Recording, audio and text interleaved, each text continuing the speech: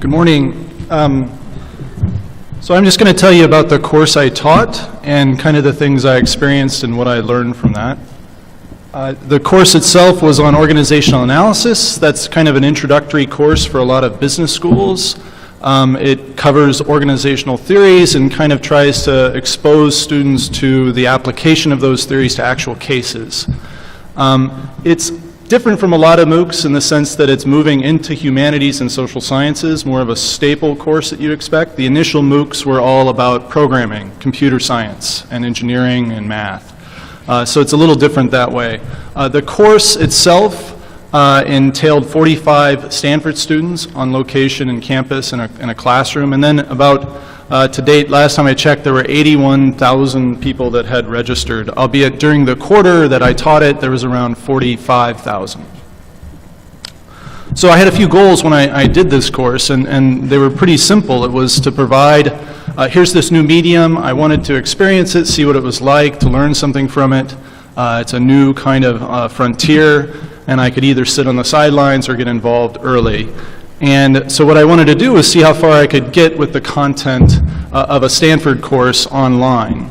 The effort there was to really engage students. We developed all the lectures to be very explicit. We got materials off Creative Commons so that we could share them publicly. We scripted every lecture because those became the actual texts that they read and followed. And then we also had forums where people would post questions, and then every week we would try to respond to them with a recorded conversation. The materials we wanted to offer free, if not at some discounted level. So the initial view was, when we began the course, was I have all these readings. Most of the courses I teach, I like to assign readings in a humanities or a social science class.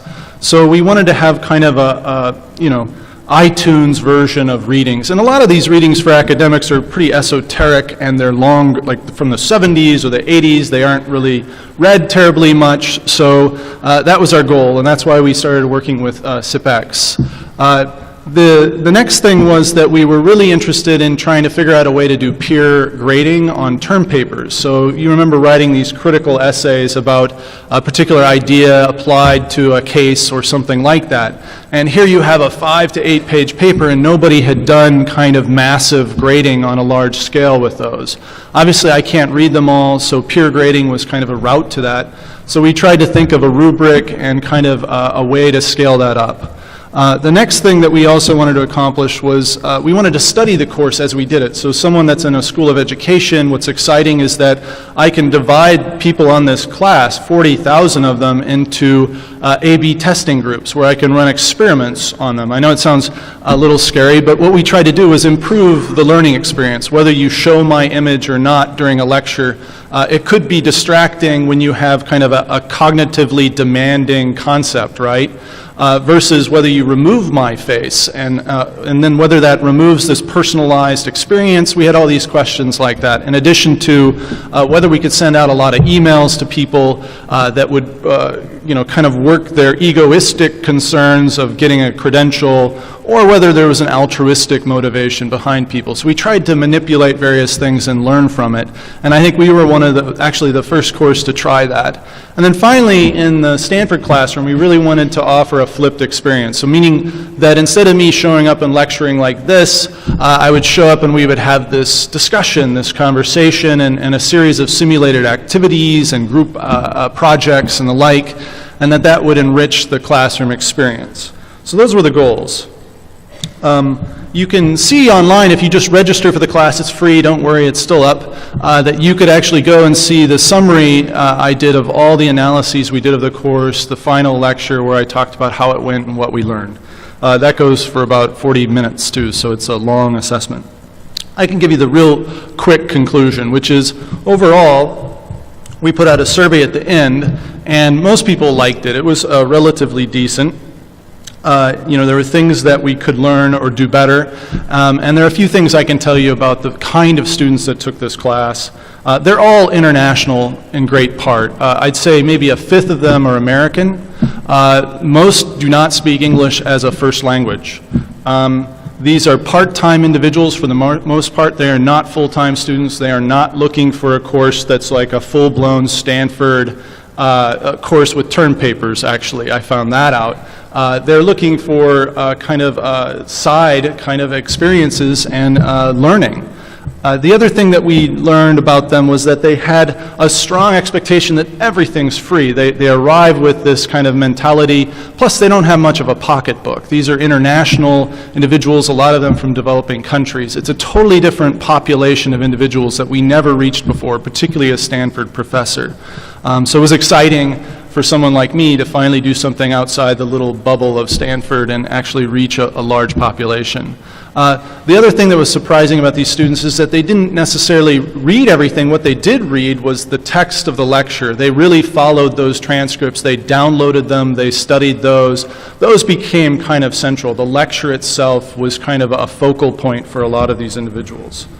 There are a variety of things I'd improve. I mean, what we learned from it was that, we had a lot of, the first time you do anything, you have a lot of problems, technical snags. Particularly in a humanities course, you get a lot of fuzzies or students that aren't technically sophisticated, so they show up with their brother's laptop, don't know any passwords, and use a browser that's 5 years old.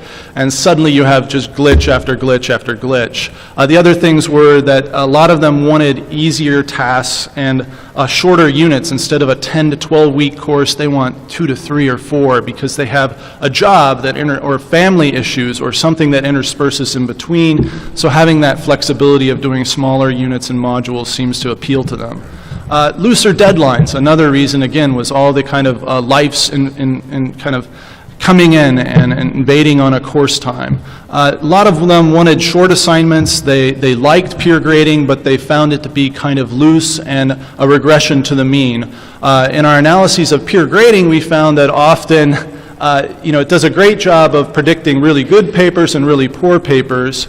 In the middle, there's quite a bit of variability. So there is room to improve that kind of aspect. And then finally, the forums, without guidance on these kind of forums and discussion kind of areas, they can go all over the place. So kind of guiding them a little bit more was something that we learned. What would I do differently? I would do a lot differently, but the degree of effort to actually put up all these videos, to record them, to build a transcript, to put out the materials that are free on Creative Commons, to come up with the reading, that's a ton of work, quite frankly.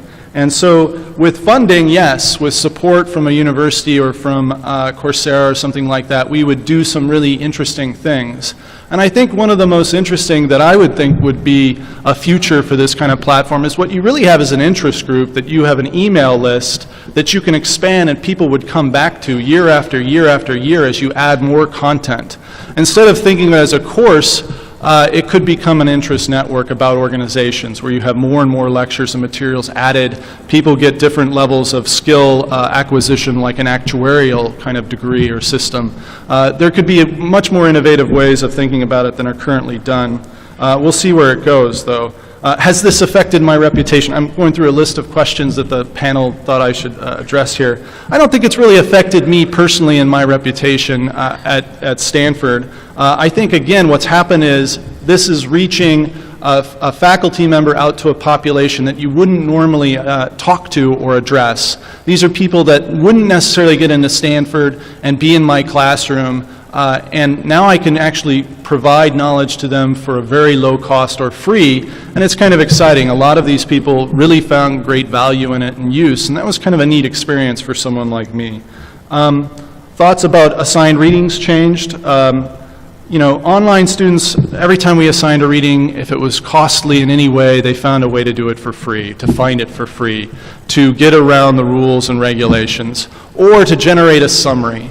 So, and it's mostly because, $2 for someone in a developing country is an extraordinary amount of money.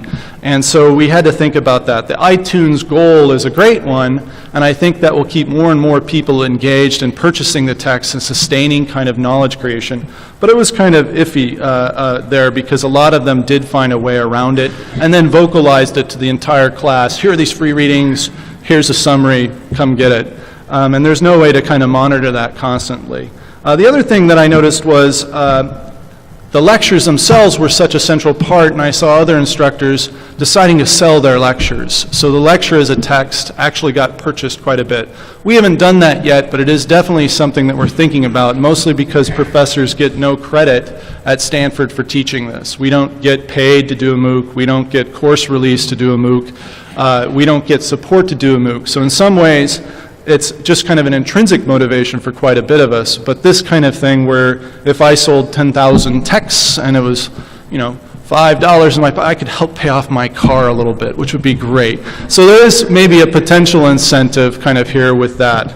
But that's essentially it. Those are the kind of reflections, a general summary of the course and how the readings kind of, we engaged with the readings and thought about them differently. Thanks, Tom.